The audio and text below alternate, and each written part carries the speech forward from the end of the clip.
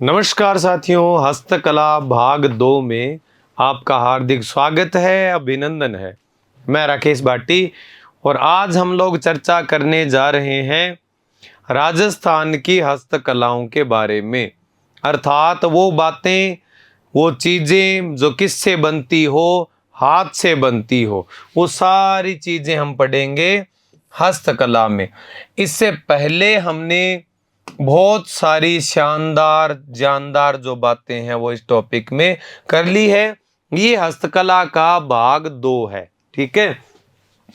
तो इससे पहले हमने यहां तक की बातें पढ़ी थी, ठीक है।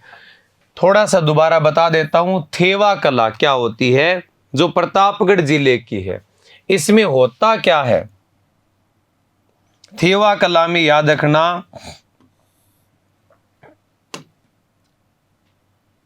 नीले हरे पीले, जैसे हरे रंग का कोई बेल्जियम कांच है, हरे रंग का कैसा कांच है, बेल्जियम कांच है, और उस कांच पे सोने का क्या करना, चित्रांकन करना।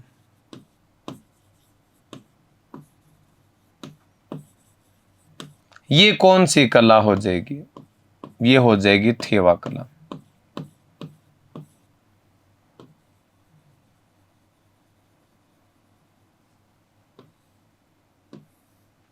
कौन सी कला हो जाएगी, थेवा कला हो जाएगी। ये प्रतापगढ़ का राजसोनी परिवार इस कला के लिए प्रसिद्ध है। इस कला की शुरुआत नाथूजी सोनी ने लगभग 500 साल पहले की थी। मतलब क्या है इसका, इसका अर्थ है नीले हरे पीले बेल्जियम कांच पर, नीले हरे पीले बेल्जियम कांच पर सोने का क्या करना, चित्रांकन करना। मतलब नीला हरा पीला कोई बेल्जियम कांच है, उस पे सोने की चित्रकारी करोगे तो नाम क्या पड़ेगा, थेवा कला। देखो इसमें 2 नाम है, एक तो है थेरना, एक नाम है इसमें वादा। क्या नाम है, वादा। थेरना क्या होता है, खुदाई कर क्या बनाना, अलंकरण बनाना। और वादा क्या है, सोने के डिजाइन की शीट तैयार करना। ठीक है, जैसे मान के चलो कि आपने खुदाई करके ये डिजाइन बनाया, इसमें भरने के लिए सोने से अलग एक शीट तैयार की। इस शीट को इस खाली जगह में क्या कर दो, फिक्स कर दो पीट पीट के। ये जो काम है ना खुदाई करके डिजाइन वाला, ये है थेरना। उसमें भरने के लिए सोने का आप जो डिजाइन तैयार करोगे अलग से, वो है वादा कहलाता है। इन 2 नामों को जोड़ के इस कला का नाम पड़ा थेवा। क्या नाम पड़ा, थेवा। आभूषण आते हैं इसके। वर्तमान में रामनिवास सोनी, उनके पुत्र शंकर लाल सोनी प्रसिद्ध कलाकार है। इसे इनसाइक्लोपीडिया ब्रिटेनिका में स्थान दिया गया। ये कला किस में दर्ज है, इनसाइक्लोपीडिया ब्रिटेनिका में कौन सी कला दर्ज है, राजस्थान की थेवा कला। कौन सी, थेवा कला। नोट कीजिए।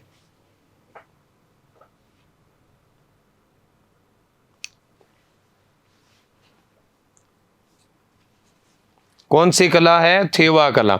लगभग तो ये आता है कि प्रतापगढ़ की है। कहां की है, प्रतापगढ़ की। इतनी बात आप ध्यान में रख लेना, प्रतापगढ़ की विशेष रूप से याद रखना, यही पूछा जाता है एग्जाम के अंदर। समझ में आई बात, ठीक है, कर दिया नोट। चलो आगे। यह सोनी परिवार भारत का एकमात्र ऐसा परिवार है जिसे थेवा कला के लिए एक ही परिवार के सर्वाधिक व्यक्तियों को राष्ट्रपति पुरस्कार मिला है। ये कला एक ही परिवार के पास है, तो हर साल जब भी कोई पुरस्कार मिलता है तो इसी परिवार को मिलता है थेवा कला में। तो ठीक है, तो एक खास बात इसकी होगी ये वाली, ठीक है। इसको भी नोट कर दो, इसको भी नोट कर दो। कर दिया, ठीक है, एक दो बातें और जरूरी ध्यान में रखेंगे थेवा कला में। यह कला घर की बहू बेटियों को नहीं सिखाई जाती। भेदभाव नहीं है ये, ठीक है। केवल किसको सिखाएंगे? उत्तराधिकारी पुत्र को। केवल उत्तराधिकारी पुत्र को यह कला सिखाई जाती है, ठीक है। बहू बेटियों को क्यों नहीं सिखाई जाती? क्योंकि वो अपने पियर या ससुराल जाएगी तो वहां के लोगों को भी ये कला बता देगी, ठीक है। तो इस कला को सीक्रेट रखने के लिए उन्होंने नियम बनाया कि घर की बहू बेटियों को ये कला नहीं सिखाएंगे। अपने परिवार तक अगर सीमित रखना है तो केवल किसको सिखाओ? अपने उत्तराधिकारी पुत्र को सिखाओ। क्योंकि बहू को बता देगी तो बहू तो जाके सारे गांव में बता देगी, ठीक है, एक दूसरी महिलाओं को पक्का ही बताएगी, ठीक है। तो इसलिए केवल उत्तराधिकारी पुत्र को यह कला सिखाई जाती है, ठीक है। नोट कर दो इसको, कर दिया नोट, ठीक है।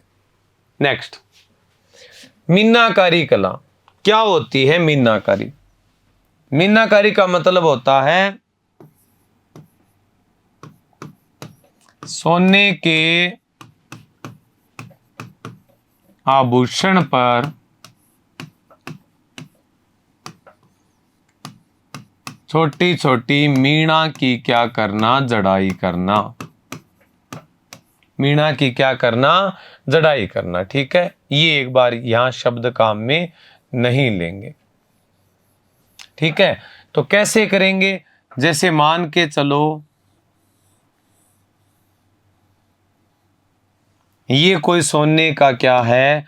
आभूषण है।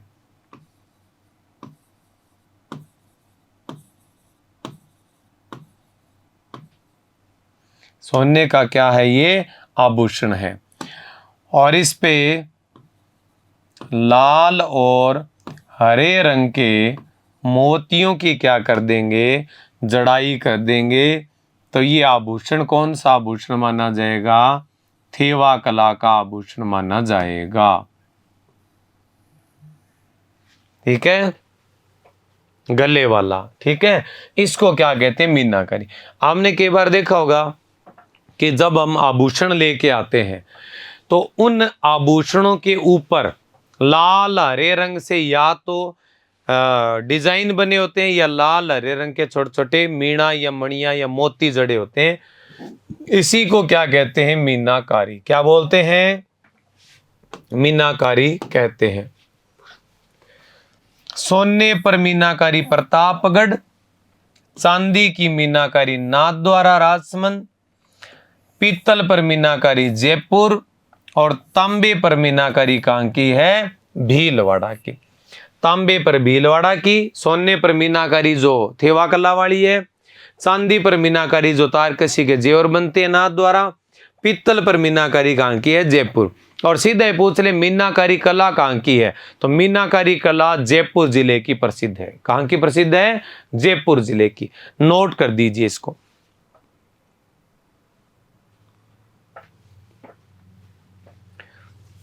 सोने के आभूषण पे कर दिया नोट। मीणा की क्या करना? जड़ाई करना मीनाकारी कहलाता है। एक बार और रिपीट करता हूं। चांदी पर मीनाकारी नाथ द्वारा, पीतल पर मीनाकारी जयपुर, तांबे की भीलवाड़ा, सोने की मीनाकारी नाथ द्वारा, सोने की मीनाकारी प्रतापगढ़, और चांदी की नाथ द्वारा, पीतल पर मीनाकारी जयपुर और तांबे की भीलवाड़ा। चले आगे, ठीक है। मीनाकारी के कुछ प्रकार है: बूंद, तिल, छटवा, शबनम, ठीक है। बूंद, तिल, छटवा और शबनम, ये सारे किसके प्रकार हो जाएंगे? ये सारे किसके प्रकार हैं? मीनाकारी के। किसके प्रकार हैं? मीनाकारी के। तो मीनाकारी का इतिहास क्या है वो बता देता हूं। मीनाकारी कला प्रसिद्ध थी लाहौर की। लाहौर से इसके कलाकारों को जयपुर के राजा मान सिंह प्रथम, इस कला को मान सिंह प्रथम जयपुर में लाए थे। ये काम जो है ये सिख जाति द्वारा किया जाता है। लाहौर में सिख कलाकार होते हैं इसके ज्यादातर। तो मीनाकारी का सबसे अच्छा कलाकार है जिसको कहते हैं, ये तो मीनाकारी का जादूगर ही मानो, तो मीनाकारी का जादूगर मानते हैं किसको? सरदार कुदरत सिंह को। किसको मानते हैं? सरदार कुदरत सिंह को मानते हैं। इनको 1988 में क्या मिला है? पद्मश्री मिला है। इसके बाद में अन्य कलाकार भी हैं इसके कुछ, जिनमें नाम आता है शोभा सिंह, कौन? और श्याम सिंह। शोभा सिंह और श्याम सिंह का भी नाम मुख्य रूप से लिया जाता है। और मीनाकारी कला राजस्थान के किस जिले की प्रसिद्ध हुई? जयपुर जिले की। किसकी? जयपुर की। ये मीनाकारी हमारी पूरी होगी। इसके बाद में क्या है? कलई। तांबे पीतल आदि धातु के जो बर्तन है उन पे जो पॉलिश की जाती है वो क्या होती है? कलई। कई बार देखो गांव में वो आवाज लगाता फिरता है, भांडे कली करा लो, भांडे कली करा लो। ठीक है। टंचाई। मीनाकारी हेतु सबसे पहले रत्न एवं आभूषणों की जो खुदाई होती है, उसकी छंटाई कटाई होती है, शेप दी जाती है, उसको क्या बोलते हैं? टंचाई बोलते हैं। क्या बोलते हैं? टंचाई बोलते हैं। लिख दो।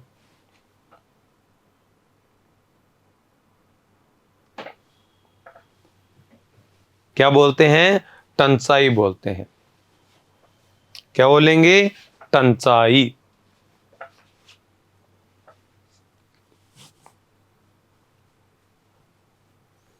क्या बोलेंगे इसको? टंचाई। जादूगर वाला प्रश्न ज्यादा आता है। मीनाकारी का जादूगर कौन है? सरदार कुदरत सिंह। ठीक है। अन्य कलाकार शोभा सिंह और श्याम सिंह। चलें आगे। अच्छा, मीनाकारी में कौन से रंग का प्रयोग होता है? तो ये भी याद रखना, लाल और हरे रंग का। किसका? लाल और हरे रंग का प्रयोग विशेष रूप से किया जाता है। मैं साइड में हो जाता हूं और आप इसको नोट कर लो। कर दिया नोट?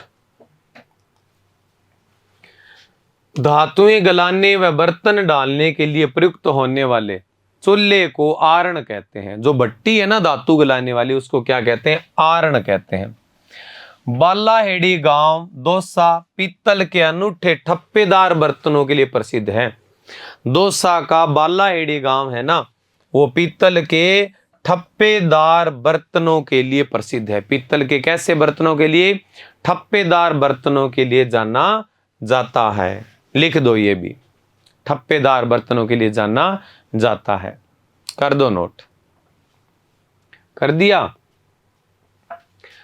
अब है कपड़े पर होने वाली हस्तकलाएं। कपड़े की रंगाई छपाई वाली बात पढ़ेंगे। उनमें सबसे पहले हमारे पास में है बंधेज।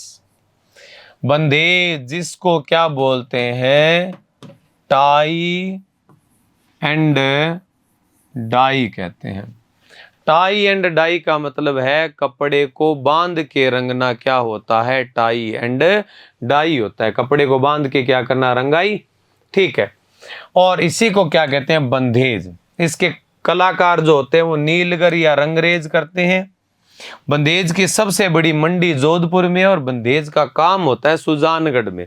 कैसे करेंगे? अभी मेरे पास में कपड़ा तो नहीं है, फिर भी बता देता हूं। जैसे मान के चलो कि आपको कपड़े के ऊपर इस प्रकार से बीच में एक डिजाइन बनाना है और ये लाल रंग से बनाना है आपको, तो आप कपड़े को बीच में से ऐसे बांधो और लाल रंग में क्या कर दो? डुबो दो। बाद में इसको खोलो, सुखाओ, तो इतनी जगह पे लाल रंग चढ़ गया। बाकी जगह पे आपको हरा रंग चढ़ाना है, तो कपड़े का बाकी जो हिस्सा है वो क्या करो? हरे रंग में डुबो दो।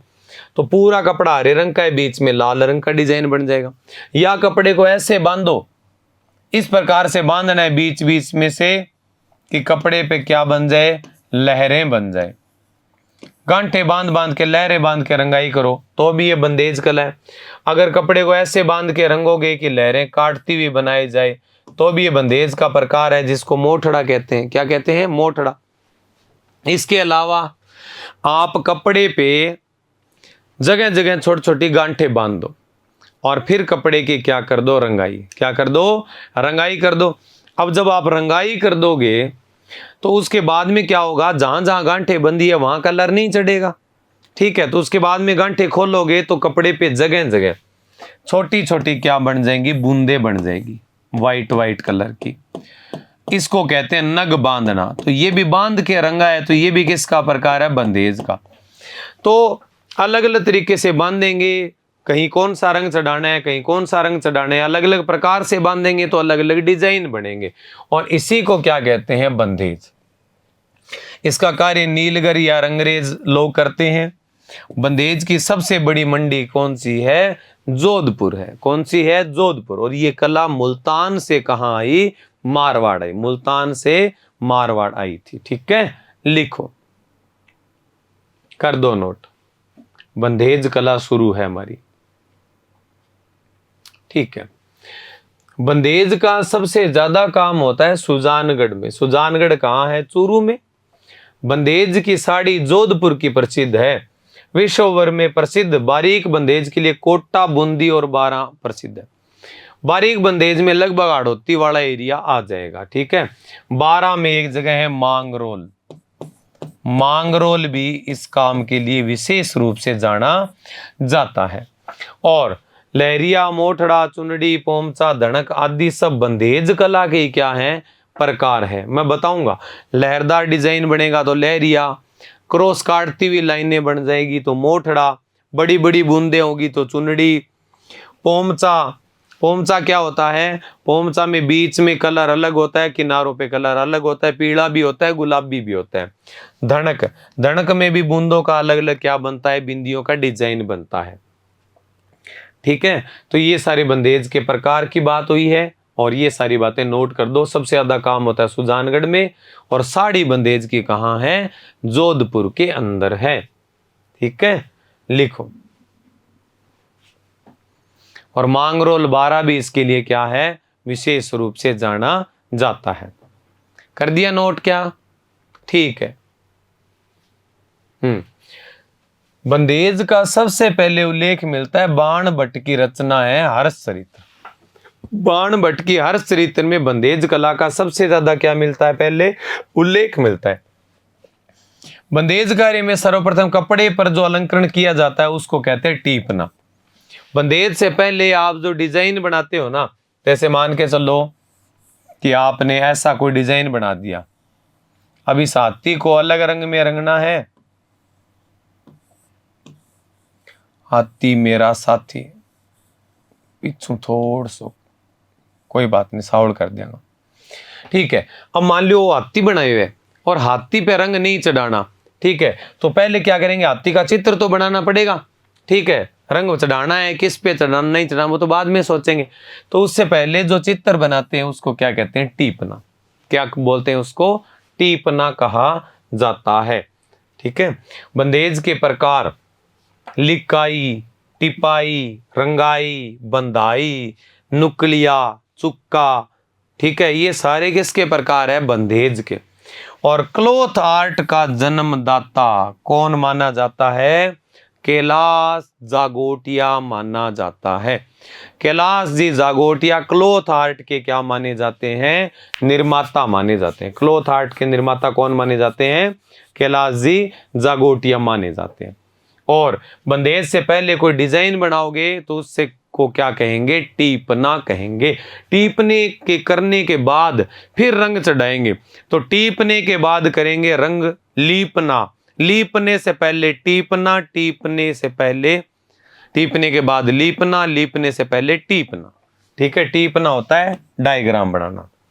लिख दो, हाथीड़ो बना लो, बना लो हाथी, हाथी, हाथी, हाथी। हाँ, बना लिया हाथी, ठीक। बंदेज कार्य के लिए जोधपुर के तेब खान को पद्मश्री से सम्मानित किया जा चुका है। जोधपुर के किस कलाकार को पद्मश्री अवार्ड मिला था, तो याद रखना तैयब खान। कौन है? तैयब खान। पोमचा प्रसूता महिलाओं के लिए पीर पक्ष से आने वाली ओढ़नी, चारों ओर कोर पल्ला बनाओ और बीच बीच में बड़े गोल फूल हो, तो यह पोमचा कहलाता है। क्या कहलाता है? पोमचा। चारों ओर कोर पल्ला हो और बीच बीच में गोल क्या हो? फूल हो। ये अलग डिजाइन का होगा, पल्ले अलग डिजाइन के होंगे। इसी को क्या कहते हैं? पोमचा कहते हैं। क्या बोलते हैं? पोमचा। बंदेज का जो कार्य है ना, करने वाले, रंग करने वाले नीलगर तो होते ही हैं, ज्यादातर इसमें होते हैं चढ़वा जाति के मुस्लिम। चढ़वा जाति के मुस्लिम जो कलाकार होते हैं वो ज्यादा होते हैं। एक बात और ध्यान में रखना, सिक्कर में, किसमें? सिक्कर में बंदेज की नींव, सिक्कर में बंदेज की नींव किसने रखी? फूलजी भाटी तथा बागजी भाटी। फूलजी भाटी तथा बागजी भाटी ने रखी। फूलजी भाटी तथा बागजी भाटी ने बंदेज की क्या रखी थी? नींव रखी थी। ठीक है। कहाँ रखी थी? सिक्कर में। कहाँ? सिक्कर के अंदर रखी थी। ठीक है, नोट कर दो।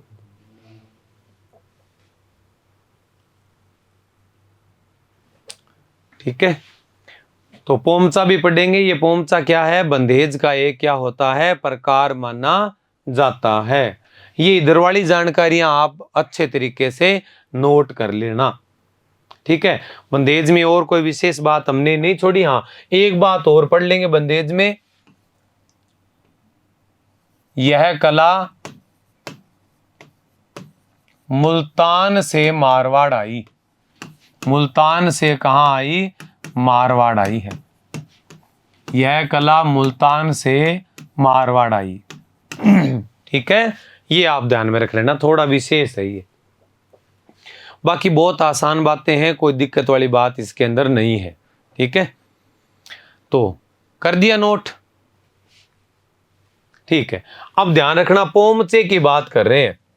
अगर लड़की का जन्म हो तो गुलाबी पोमचा, बेबी पिंक कलर।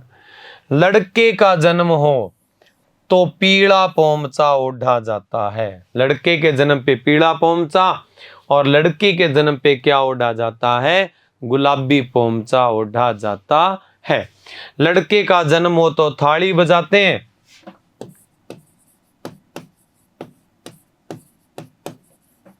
और लड़की का जन्म हो ना तो याद रखना छाजला बजाते हैं। छालो, अनाज साफ करने वाला होता है ना, छाजला या सूप बजाते हैं लड़की के जन्म पर। सूप समझ गए? वो वाला जो गेहूं अनाज साफ करने वाला होता है, वो वाला। ठीक है, तो ये और नोट कर देना। लड़की के जन्म पे गुलाबी पोमचा और लड़के के जन्म पे पीला पोमचा ओढ़ा जाता है। कौन सा पोमचा? पीला पोमचा ओढ़ा जाता है। कर दिया नोट?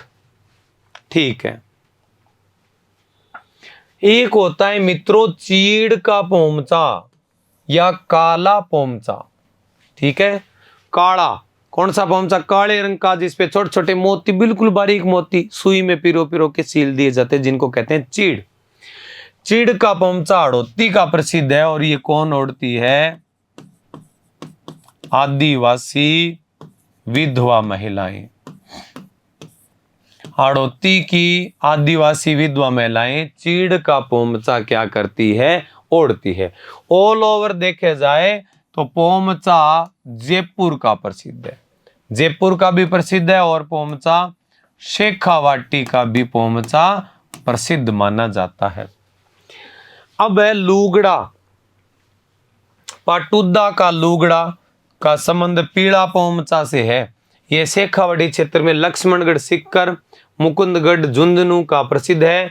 और पाटोदा भी कहां पड़ता है? सिक्कर में। कहां पड़ता है? सिक्कर में। होता क्या है ये लुगड़ा? ये लुगड़ा होता है बंदेज की ओढ़नी। बंदेज की ओढ़नी क्या कहलाती है? लुगड़ा। ठीक है, और ओढ़नी होती है इसलिए कहा जाता है ना पीली लुगड़ी लंबो घूंघट। ठीक है, तो ये नोट कर दो। करो इसको नोट। तो लुगड़ा काफी बार प्रश्न आता है, लुगड़ा कहाँ का है? लुगड़ा लक्ष्मणगढ़ और पाटुदा सीकर, यहाँ का क्या प्रसिद्ध है? लुगड़ा प्रसिद्ध है। कर दिया नोट, ठीक है। अब बंदेज के जो प्रकार है उनमें है पहला प्रकार कौन सा? लहरिया। लहरिये में वो होता है लहरदार धारियां।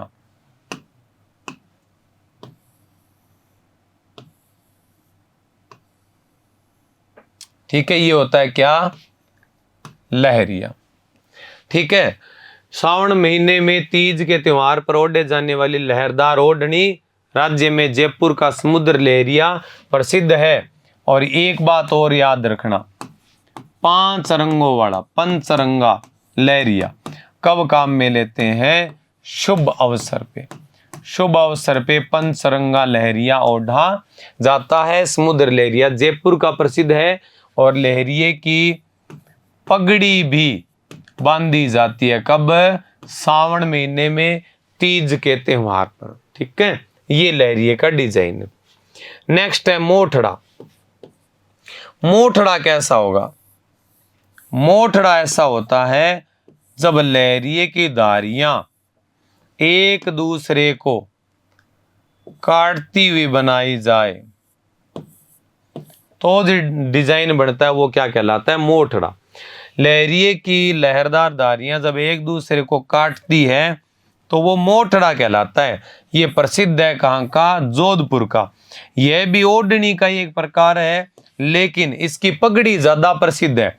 ठीक है, तो याद रखना, विवाह में लहरिये की पगड़ी बांधी जाती है। विवाह में लहरिये की क्या बांधी जाती है? मोठड़े की पगड़ी बांधी जाती है कब? विवाह के अंदर। ठीक है, विवाह के प्रोग्राम पे। ओढ़नी भी है लेकिन ध्यान रखना कि ज्यादा प्रसिद्ध क्या है? ये पगड़ी है। अगर आ जाए कि मोठड़ा क्या है, साड़ी है, ओढ़नी है, पगड़ी है, कुर्ता है, कुछ भी आ जाए, ऐसी कंडीशन आ जाए तो हालांकि ओढ़नी होती तो है लेकिन इतनी प्रसिद्ध नहीं है ओढ़नी। मोठड़े का साफा या पगड़ी ज्यादा प्रसिद्ध है। तो ओढ़नी और पगड़ी दोनों आए तो पगड़ी पे क्या कर देना? टिक कर देना। समझ में आ रही है बात? ठीक है, वेरी गुड, कर दो नोट।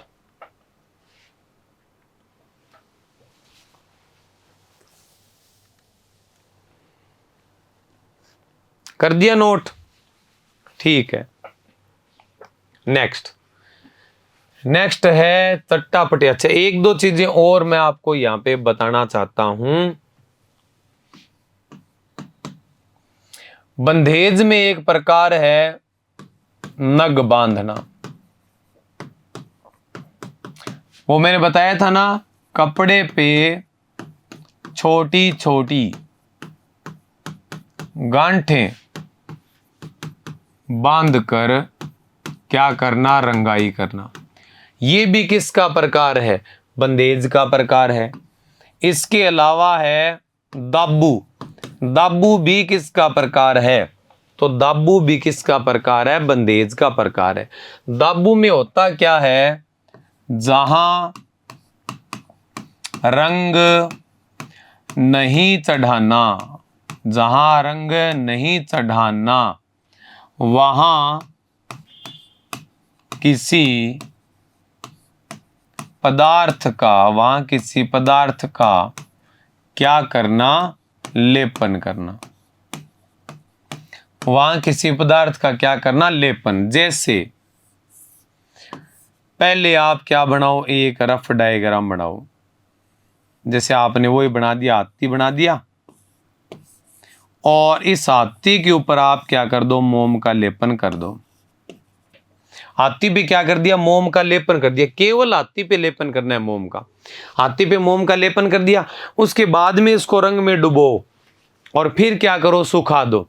तो जहां जहां मोम चढ़ा है वहां वहां रंग नहीं चढ़ेगा, पूरा कपड़ा अलग रंग में रंग आ गया, ये हाथी वाली जगह क्या रह जाएगी, बिना रंग चढ़े खाली रह जाएगी। तो ये डिजाइन शानदार बन गया। तो इसी को क्या कहते हैं, दाबू। तो जैसे कुछ प्रकार हैं मोम का दाबू। मोम का दाबू है सवाई माधोपुर का। कहां का है, मोम का दाबू सवाई माधोपुर का है। फिर है मिट्टी का दाबू। किसका, मिट्टी का दाबू। मिट्टी का दाबू है बालोतरा का। मिट्टी का दाबू बालोतरा का है, बालोतरा। अब अलग जिला बन गया है, पहले बाड़मेर में पड़ता था। इसके अलावा गेहूं के बिंदण का दाबू। गेहूं के बिंदण का दाबू है सांगानेर और बगरू का। और कहां का, बगरू का। और इसके अलावा याद रखना एक है इसमें मोम लेखन, जिसको वार्तिक कला कहते हैं। ये दाबू का ही क्या है, पार्ट है। तो मोम लेखन या वार्तिक है खंडेला, सिक्कर का और बीकानेर का। मोम लेखन या वार्तिक कला खंडेला सिक्कर की है और बीकानेर जिले की क्या है, प्रसिद्ध है। ये तमाम मैंने जो करवाए हैं ये अभी किसके प्रकार चल रहे हैं, बंदेज के प्रकार हैं। किसके प्रकार हैं, बंदेज के प्रकार है। इतनी बात तुम्हारे समझ में आई, कोई दिक्कत नहीं है। नेक्स्ट पढ़ेंगे चट्टा पट्टी। एक कपड़े को काटकर दूसरे कपड़े पर चढ़ाना या सीलना यह शेखावाटी का प्रसिद्ध है। अन्य यह अजमेर का भी है, बीकानेर का भी है और बाड़मेर का भी प्रसिद्ध है। कहां का प्रसिद्ध है, बाड़मेर का भी ये प्रसिद्ध है। बात समझ में आ रही है, ठीक है। यह अन्य परिभाषा है इसकी। सूती या रेशमी कपड़े पर बादले से छोटी छोटी बिंदी की कढ़ाई क्या कहलाती है, मुकेश कहलाती है। क्या कहलाती है, मुकेश। ये कशीदा कला की बात हो जाएगी। चट्टापट्टी में क्या होता है, जैसे मान लो आपके पास एक ओढ़नी है, इस ओढ़नी पे क्या करो, अलग अलग रंग की अलग अलग आपके पास जो कतरन पड़ी है ना, वो कतरन सील दो। इस प्रकार से कतरन सीलेंगे ना ओढ़नी के ऊपर, तो इसी को क्या बोलेंगे, चट्टापट्टी। क्या बोलेंगे, चट्टापट्टी कला में क्या होता है, एक कपड़े पे दूसरे कपड़ों की छोटी छोटी कतरन क्या कर देना, सील देना। तो ये बड़ा शानदार क्या बनेगी, ओढ़नी डिजाइन बनेगा। ठीक है। अन्य परिभाषाओं में अन्य एक बात और है कि जो सूती या रेशमी कोई कपड़ा है उसके ऊपर बादला मतलब चमकीला धागा, बादला मतलब चमकीला धागा, सूती कपड़े पे चमकीले धागे से छोटी छोटी बिंदियां बना देंगे ना, उसको क्या कहेंगे, मुकेश। जैसे मान लो ये है और इस पे गोल्डन कलर के धागे से आप छोटी छोटी क्या बना दो, बिंदियां बना दो। गोल्डन कलर के धागे से छोटी छोटी क्या बना दो, बिंदियां बना दो। तो इस कला को क्या बोलेंगे, इस काम को बोलेंगे मुकेश। क्या बोलेंगे, मुकेश बोलेंगे। ठीक है, नोट करो, कर दो कर दो कर दो, नोट कर दो आप लोग।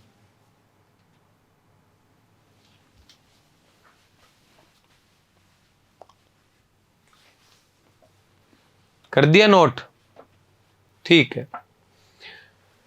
अब है मुकेश, छोटी छोटी बूंदों के रूप में कपड़े पर कलाकृति बनाते हैं। ये शेखावाटी और जयपुर का मुकेश वाली बात जो क्या है, प्रसिद्ध है। नेक्स्ट है मिरर वर्क। छोटे छोटे कांच के टुकड़ों को लेकर कपड़े पर रेशमी धागे से लगाना, यह चोटन बाड़मेर का है, चोटन का। ठीक है, तो कपड़े पे यूं कह लो कि कांच के टुकड़ों की जड़ाई करना क्या कहलाता है, मिरर वर्क कहलाता है।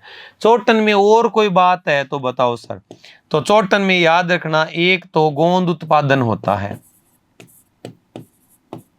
किसका उत्पादन होता है, गोंद उत्पादन कहाँ होता है, चोटन के अंदर होता है। इसके अलावा चोटन में गोंद उत्पादन के अलावा क्या होता है, तो ये है काकरेज गाय का प्रजनन केंद्र है। काकरेज गाय का प्रजनन केंद्र। चोटन में और कोई बात बताओ सर, तो और कोई बात चोटन में कौन सी है, यहां भोपों की कुल देवी विरात्रा माता का मंदिर है।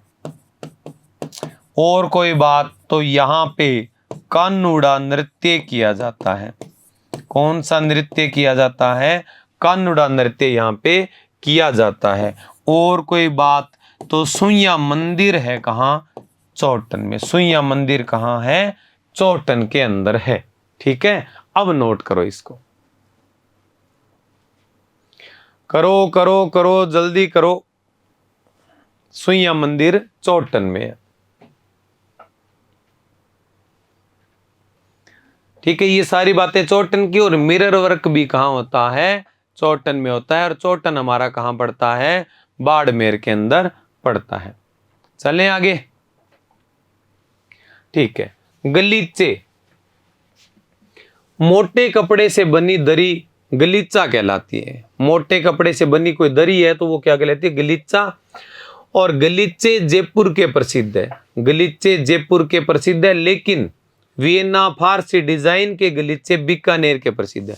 मतलब विदेशी डिजाइन के जो गलीचे हैं वो बीकानेर के प्रसिद्ध है। बीकानेर की जेल में बनते हैं। ये कहाँ बनते हैं? बीकानेर की जेल में, कैदियों द्वारा बनाया जाता है। तो ये कला भी क्या होगी? फेमस होगी।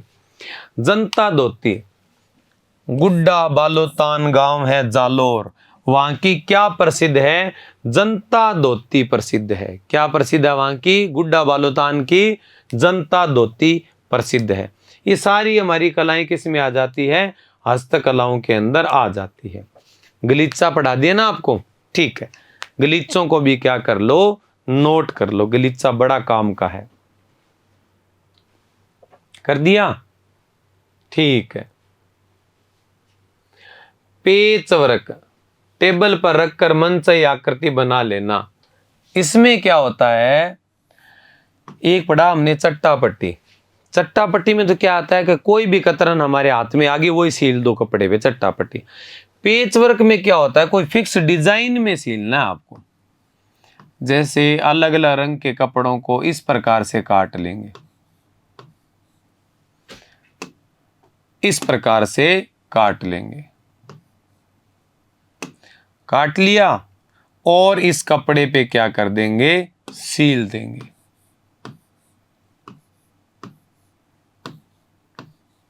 ठीक है, इसको क्या कहते हैं? पेच वर्क कहते हैं। कोई एक फिक्स डिजाइन ट्रेस करके सिलेंगे तो वो क्या कहलाएगा? पेच वर्क। कपड़े को प्रेस करके उसे मनचाही आकृति में काटकर दूसरे कपड़ों पर बनाई गई आकृति, कलाकृति या रंगीन टुकड़ों को सीलना, ये शेखावाटी तिलोनी अजमेर का प्रसिद्ध है। इसके अलावा ये काम बाड़मेर का भी क्या है? प्रसिद्ध है। इसके लिए स्वाति झालानी कलाकार जो है वो पूरे विश्व भर में क्या है? प्रसिद्ध है। नेक्स्ट है मसूरिया, मलमल या कोटा डोरिया जो साड़ी है उसकी बात करेंगे। सूती धागों के साथ रेशमी धागों व जरी के काम से युक्त साड़ी को कोटा डोरिया, मसूरिया या मलमल साड़ी कहते हैं। कोटा में बनती है तो कोटा डोरिया, मलमल नाम पड़ गया इसका दूसरा। मसूरिया जाति के मुस्लिम कलाकार बनाते हैं तो नाम क्या पड़ा? मसूरिया साड़ी। अब उन कलाकारों को मसूरिया क्यों कहते हैं? क्योंकि वो कलाकार कहां से लाए गए थे? मैसूर या कर्नाटक से लाए गए थे। ये मांगरोल, बारा और कैथून कोटा की ये साड़ी प्रसिद्ध है। यह कार्य झाला जालिम सिंह के समय शुरू हुआ। इस साड़ी को बनारसी साड़ी भी कहते हैं। इसमें डाबी व जोड़ नामक उपकरण काम में लेते हैं। कौन से उपकरण? डाबी व जोड़ नामक उपकरण काम में लेते हैं। इन कलाकारों को मैसूर से ये कलाकार आए थे। मैसूर या कर्नाटक से, मैसूर से कलाकार कहाँ आए थे? तो कैथून कोटा में आए थे। तो मसूरिया कहलाए तो पूछ ले कोई कि बताओ प्रसिद्ध कलाकार, तो कोई प्रसिद्ध कलाकार पूछ ले तो बताना है अहमद मसूरिया। प्रसिद्ध कलाकार कौन है? अहमद मसूरिया इसका क्या है? प्रसिद्ध कलाकार माना जाता है। समझ में आ रही है बात? कोई दिक्कत नहीं आ रही?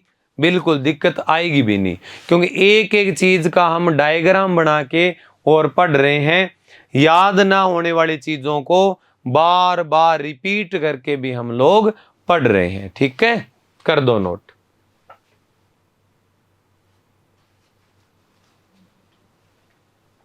करो करो करो, नोट करो। कर दिया? ठीक है, तो चलो।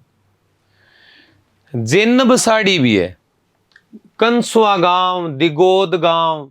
ठीक है, कंसुआ में शिव मंदिर है, दिगोद गांव जहां बुढ़ा सूर्य मंदिर है। ठीक है, वहां की जेनब की साड़ी क्या है, प्रसिद्ध है। फूल की साड़ियां जो है वो जोबनेर जयपुर की है। फूल की साड़ी जोबनेर की, और जोबनेर में ज्वाला माता भी है। कौन है? ज्वाला माता भी जोबनेर से हैं। हीरालाल शास्त्री भी कहां के थे? जोबनेर के थे। चूआ चंदन साड़ियां और स्प्रे पेंटिंग साड़ी, ये साड़ियां हैं नाथ द्वारा की, और नाथ द्वारा कहां है? राजसमंद के अंदर पड़ता है। गोटे क्या होते हैं? कपड़े पर मोतियों व मणकों की जड़ाई करते हैं तो वो गोटा कहलाता है। तो गोटा जो है, जिसको जरी बोलते हैं, इसी को लेस कहते हैं। ठीक है, और इस पे क्या होता है, ये एक पट्टी होती है।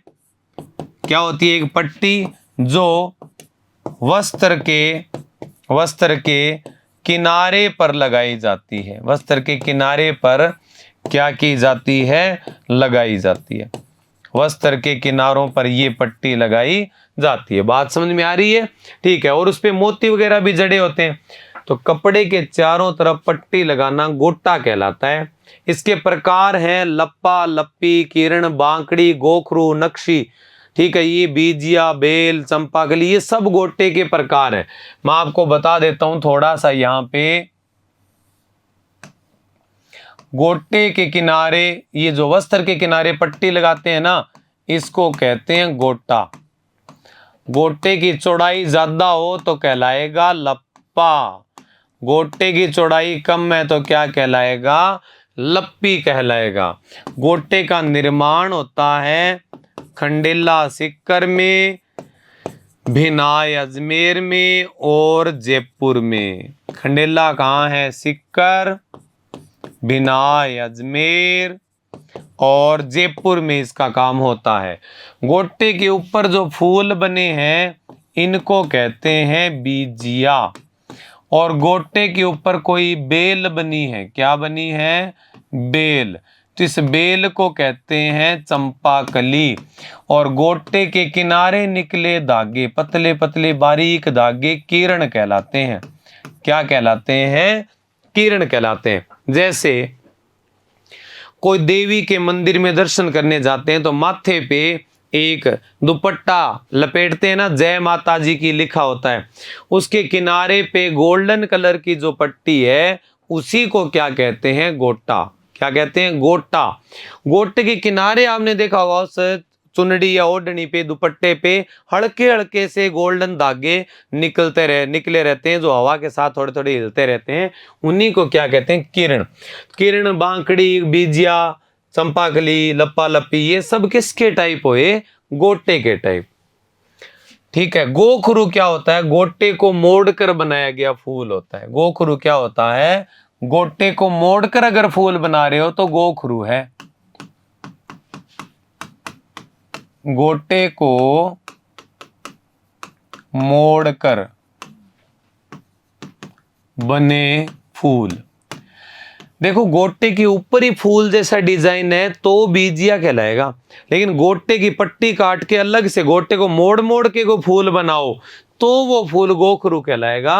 और याद रखना, गोखरू कलाई का एक आभूषण भी होता है। गोखरू कलाई का एक क्या होता है? आभूषण भी होता है। समझ में आ रही है बात? ठीक है, अब गोटे के ऊपर बेल है तो चंपाकली है, लेकिन गोटे की अलग से बेल लाओगे तो बांकड़ी कहलाएगी। बड़ी बनाई बेल आएगी, कपड़े पे रखो और सील दो तो ऐसी स्पेशल बेल बांकड़ी कहलाती है। तो ये होती है गोटे की कैसी विशेष प्रकार की बेल, गोटे की विशेष प्रकार की बेल क्या कहलाती है? बांकड़ी। क्या कहलाती है? बांकड़ी। तो गोटे के फूल को बीजिया कहते हैं। ये किरण, बांकड़ी, लप्पा लप्पी सब गोटे के प्रकार हैं। गोटे की बेल को चंपाकली कहते हैं। गोटा उद्योग खंडेला सिक्कर का प्रसिद्ध है। सामान्यतः खजूर की पत्तियों से जो डिजाइन किया गया गोटा है वो लहर गोटा कहलाता है। क्या कहलाता है? लहर गोटा, जो जयपुर का फेमस है। पतला खजूर अलंकरण गोटा नक्काशी गोटा कहलाता है। क्या कहलाता है? नक्काशी या नक्शी, नक्काशी या नक्शी, जिसमें पतला बिल्कुल बारीक अलंकरण हो ना खजूर का, उसको नक्शी कहेंगे। और सामान्यतः जो खजूर की पत्तियों का अलंकरण है उसको क्या बोल देंगे? लहर गोटा। क्या बोलेंगे? लहर गोटा। बारीक है तो उसको क्या बोलेंगे? नक्शी गोटा। तो नक्शी, लहर, किरण, बांकड़ी, लप्पा लप्पी, गोखरू, बीजिया, चंपाकली, मुकेश, ये सब किसके प्रकार हुए? गोटे के प्रकार। समझ में आ रही है बातें? अच्छे से दिमाग में बैठ रही है? कोई दिक्कत नहीं आ रही है? शाबाश, नोट कर दो।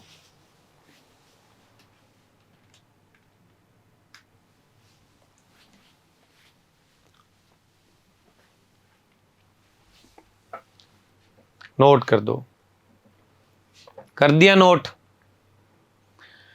ठीक है, आगे चलते हैं। जरी, कपड़े पर धातु के तारों से की गई कढ़ाई होती है जरी। जरी बरी का बेस कार्य, जरी बरी का काम जयपुर का फेमस है। गंगा जमुनी सोने चांदी की जरी की बुनाई क्या कहलाती है? गंगा जमुनी क्या कहलाती है? सोने चांदी की जरी की बुनाई गंगा जमुनी कहलाती है। और कारचौब, सुनहरे तारों की उबारदार सजावट होती है कारचौब। क्या होती है? कारचौब। और गंगा जमुनी क्या क्या कहलाती है? गंगा जमुनी सोने चांदी की जरी की बुनाई गंगा जमुनी कहलाती है। और जरी का काम कहाँ का होता है? जयपुर का प्रसिद्ध है। ठीक है।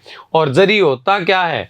कपड़े पर सुनहरे चमकीले तारों से जो कढ़ाई की जाती है वो जरी की कढ़ाई। और जरी बरी बेस का काम जयपुर का फेमस है, जरी बरी बोल देते हैं इसको। गंगा जमुनी क्या होती है? सोने चांदी की जरी की बुनाई गंगा जमुनी कहलाती है। और सुनहरे तारों की उबारदार सजावट कहलाती है कारचौब। क्या कहलाती है? कारचौब।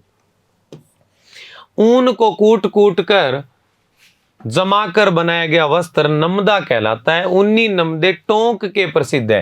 पेपर में बार बार पूछा जाने वाला प्रश्न है। शुरू करने का जो क्रेडिट है वो जाता है नंद कुमार तिवारी को। चमड़े की बनी खूबसूरत वस्तुएं भी टोंक की प्रसिद्ध है। मध्य एशियाई देशों में चंगेज खान के समय से नमदे बनने लगे थे। वहीं से इनका प्रचलन कश्मीर व राजस्थान में हुआ था। तो नमदे कहाँ के हैं? ऊनी नमदे टोंक के हैं। विशेष रूप से याद रख लेना इस बात को, पेपर में बार बार पूछा जाने वाला प्रश्न है ये। आ रही है समझ में बात? क्या कोई दिक्कत नहीं है ना इसमें? ठीक है, वेरी गुड।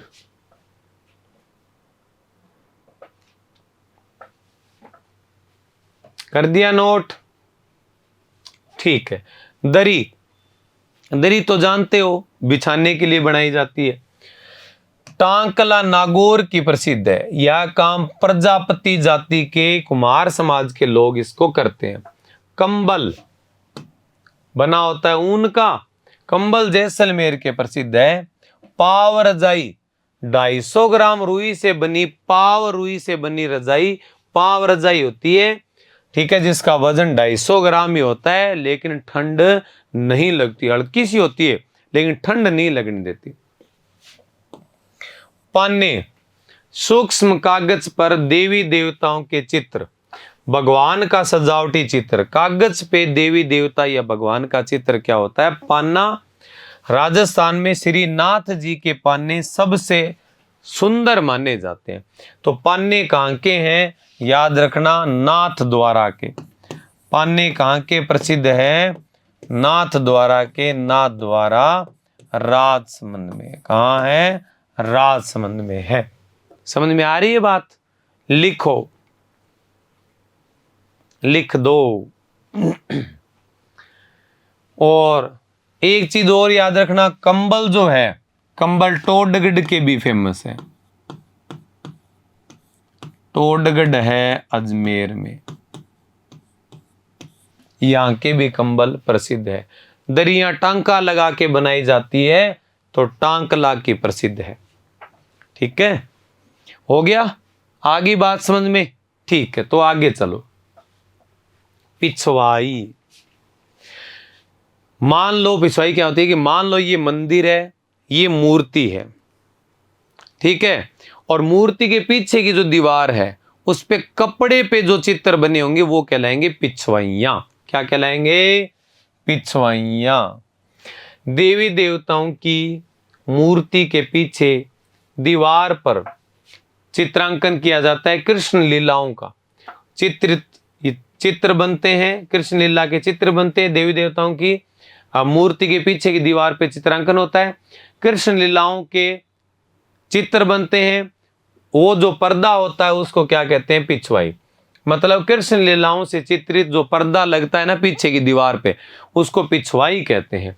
ये नाथ द्वारा राजसमंद की प्रसिद्ध है। इसमें विशेषकर गहरे रंगों का प्रयोग होता है। इस कला के प्रमुख कलाकार नरोत्तम शर्मा हैं, जिनको 1981 में राष्ट्रपति पुरस्कार दिया गया। क्या दिया गया था? राष्ट्रपति पुरस्कार दिया गया था। कपड़े पर चित्र बनाने की कला भगवान कृष्ण या वल्लभ जी के चित्र हैं। ये कपड़े पर चित्र बनाने की कला है, इस पे भगवान कृष्ण या वल्लभ जी के चित्र हैं। नाथ जी का श्रृंगार 24 प्रकार का होता है, और वो 24 प्रकार का श्रृंगार पिछवाइयों में दिखाया जाता है। और ये पिछवाइयां कहाँ की प्रसिद्ध है? नाथ द्वारा की। पिछवाई बनवाने की शुरुआत किसने की थी? वल्लभ संप्रदाय के जो है ना वल्लभाचार्य जी, नाथ द्वारा में वल्लभ संप्रदाय है वो चलाया किसने? वल्लभाचार्य जी ने। उनके बेटे हैं विठल दास। विठल दास, इन्होंने पिछवाई चित्रण का काम शुरू किया था। इसलिए जब हमने चित्रकला के अंदर हम नाथ द्वारा शैली पढ़ते हैं तो उसके चित्रकारों में नाम आता है किनका? विठल दास जी का। किनका नाम आता है मित्रों? विठल दास जी का नाम आता है। और अच्छे कलाकार है नरोत्तम शर्मा जी, जिनको 1981 में क्या मिला था? पद्मश्री अवार्ड मिला था। लिख दीजिए।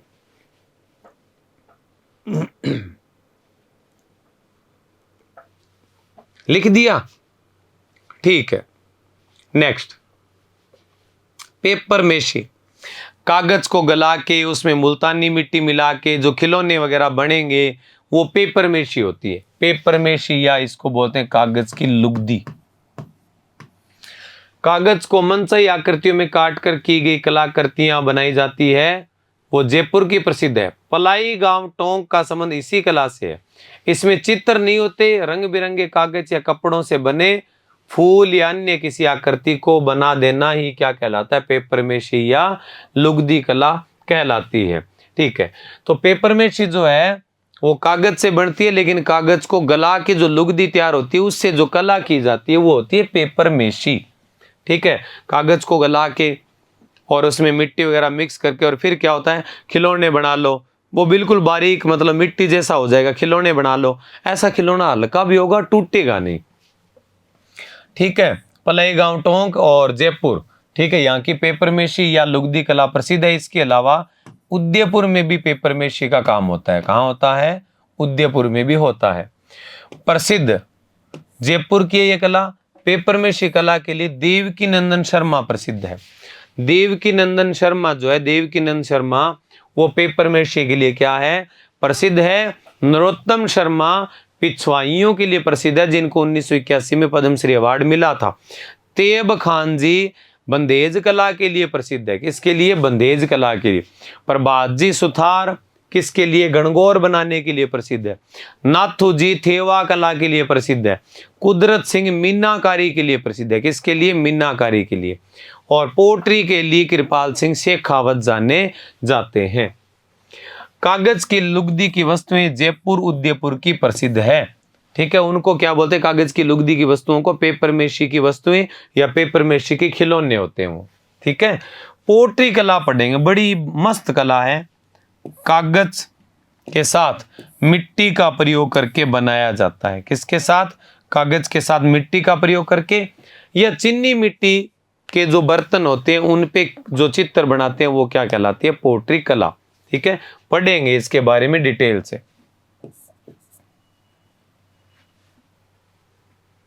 कर दो ये चीजें, नोट कर दो। फिर हम बात करेंगे किसके ऊपर? पोट्री कला के ऊपर क्या करने वाले हैं? बात करने वाले हैं। किसके ऊपर बात करेंगे? पोट्री कला पे क्या करेंगे? चर्चा करेंगे। ठीक है, हो गया नोट? ठीक है, तो नेक्स्ट क्या पढ़ेंगे हम? पोट्री कला। क्या पढ़ेंगे? पोट्री कला पढ़ेंगे। पोट्री क्या होती है? चीनी मिट्टी के बर्तन पर, चीनी मिट्टी के बर्तन पर चित्रकारी करना क्या कहलाता है? पोट्री। चीनी मिट्टी का बर्तन होता है पोट। जैसे ये कोई पोट है और पोट पे मान लो नीले रंग से पेंटिंग करेंगे। किससे? नीले रंग से पेंटिंग करेंगे तो ये क्या कहलाएगी? पोट्री कला। क्या कहलाएगी? पोट्री कला।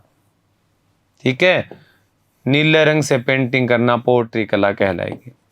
नीले रंग से पेंटिंग करेंगे तो ब्लू पोट्री हो जाएगी, काले रंग से कर दोगे तो ब्लू पोट्री हो जाएगी। ठीक है, हाँ, बाकी इसकी डिटेल और पढ़ेंगे। ये तो मैंने बता दी कि पोट्री किसको कहते हैं। बर्तन अगर कागज जैसा पतला है तो कागजी या डबल कट की पोट्री होगी। मिट्टी का प्रयोग या मुल्तानी मिट्टी और कागज की लुगदी के द्वारा बनाया गया कागज की तरह पतला बर्तन और उस पे जो चित्रकारी की जाती है वो कागजी या डबल कट की पोट्री कहलाती है, जो कहां की है? अलवर जयपुर की प्रसिद्ध है। ब्लू पोट्री, नीले रंग से चीनी मिट्टी के बर्तन पे चित्रकारी करना, इस पर ब्लू कलर करने पर ब्लू पोट्री कहलाएगी। इसका संबंध पर्शिया ईरान से है। फिर ये वहां से कला लाहौर गई। लाहौर से इस कला को लाए थे राजा मान सिंह प्रथम, आमेर लाए, जयपुर लाए। इस कला के लिए सिक्कर के कृपाल सिंह शेखावत को पद्मश्री अवार्ड मिला था 1974 के अंदर। ठीक है, 2009 में इनका निधन हो गया। इन्होंने 25 रंगों का प्रयोग किया था और प्रसिद्ध कला कहाँ की है? जयपुर की है।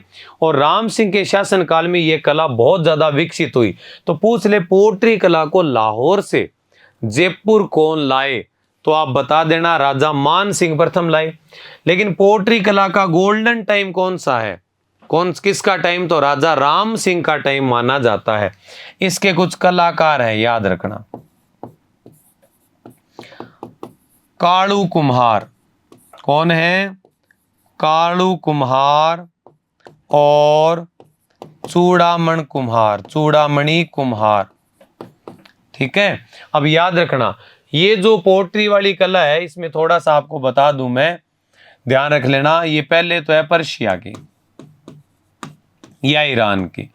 भारत में 2 जगह आई थी जब भारत में शासन था किसका? अकबर का। एक तो आई थी ये दिल्ली और एक ये कला आई थी लाहौर। अकबर के शासनकाल में पर्शिया से, ईरान से 2 जगह आई, लाहौर और दिल्ली। वहां से इस कला को जयपुर लाए थे, इसके कलाकारों को राजा मान सिंह प्रथम। कौन लाए थे? मान सिंह प्रथम। फिर टाइम बीत गया, जयपुर में एक राजा हुए, नाम है राम सिंह। क्या नाम है? राम सिंह। राम सिंह सेकंड ने इस कला को और विकसित करने के लिए कालू कुमार और चूड़ामणि कुमार, इन दोनों कुमारों को दिल्ली भेजा भोला कुमार से ट्रेनिंग लेने। दिल्ली में भोला कुमार से दोनों ने ट्रेनिंग ली। तो पोट्री कला का जयपुर में बहुत ज्यादा इन्होंने क्या किया? विकास करवाया। तो राम सिंह का टाइम पोट्री का गोल्डन टाइम कहलाता है। आजादी के बाद जब पोट्री कला बिल्कुल ही गायब होगी तो पोट्री कला को पुनः जीवित करने का काम किया था। किसने किया था? सिक्कर के कृपाल सिंह शेखावत ने किया था। 1974 में इनको पद्मश्री मिला। 2009 में इनका निधन हुआ। लेकिन 1980 में इनको एक पुरस्कार और मिला, उसका नाम है कलाविद पुरस्कार। कौन सा? कलाविद पुरस्कार मिला। और 2002 में इनको शिल्प गुरु की उपाधि मिली। कौन सी उपाधि मिली? शिल्प गुरु की उपाधि मिली। और 2009 में इनका देहांत हो गया था। 2009 में इनका देहांत हो गया था। ये जो पोट्री कला है, याद रखना 800 डिग्री सेल्सियस तापक्रम पर इन बर्तनों को बनाया जाता है। 800 डिग्री सेल्सियस तापमान पे पोट बनाए जाते हैं और फिर उन पे क्या की जाती है? पोट्री कला की जाती है। काड़ू कुमार और चूड़ामणि कुमार, जो ये दो लोग हैं, इनको जयपुर के जो राजा है ना, राम सिंह, जयपुर के राजा राम सिंह ने, किसने? राम सिंह ने इन कलाकारों को, राम सिंह ने कलाकारों को महाराजा स्कूल ऑफ आर्ट्स में नियुक्त किया था। जो दो कलाकार थे ना, ट्रेनिंग लेके आए, तो राम सिंह ने इनको अपना एक सेंटर था जिसको मदरसा ए हुनरी भी कहते हैं, मदरसा ए हुनरी या महाराजा स्कूल ऑफ आर्ट्स कहते हैं। ठीक है। 1886 के अंदर 1886 के अंदर ये जो स्कूल बना था, महाराजा स्कूल ऑफ आर्ट्स, इसके अंदर इन दोनों आदमियों की नियुक्ति महाराजा राम सिंह ने की थी, क्योंकि इन्होंने पोट्री कला की ट्रेनिंग ली थी और बढ़िया काम किया था। कृपाल सिंह जी शेखावत ने 25 कलरों पे प्रयोग करके पोट्री कला को और अधिक प्रसिद्धि दिलवाई। 1974 में इनको पद्मश्री मिला था। मऊ गांव सीकर के थे। पोट्री को पुनः जीवित किया। 1980 में कलाविद पुरस्कार दिया गया। 2002 में शिल्प गुरु उपाधि दी गई और 2009 में इनकी क्या हो गई? मृत्यु हो गई। बात समझ में आ रही है? कोई दिक्कत नहीं आ रही है किसी प्रकार की? नहीं आ रही ना कोई दिक्कत? ठीक है, कर दो नोट।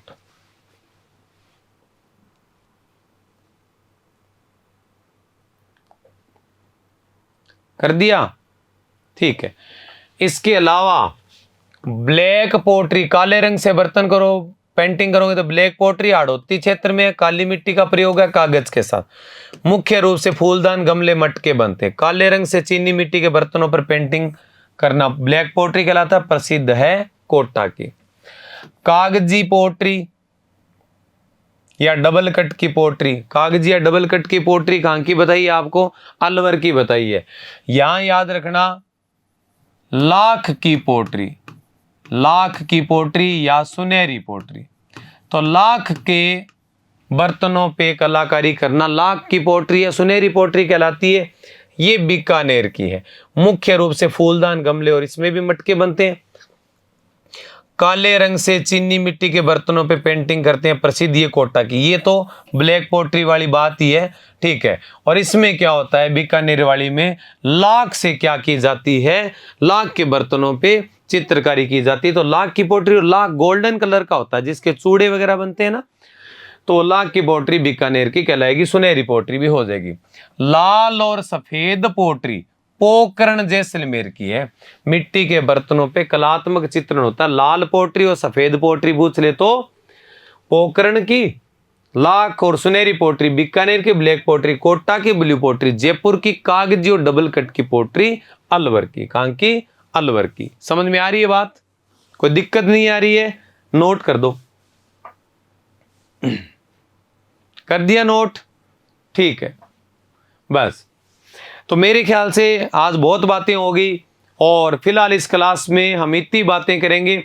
प्रत्येक चीज़ हमने चित्रों के माध्यम से, डायग्राम के माध्यम से और बहुत इजीली एग्जाम्पल के साथ में हमने इनको पढ़ा है। ठीक है। तो आपको खूब आनंद आया होगा पढ़ते समय।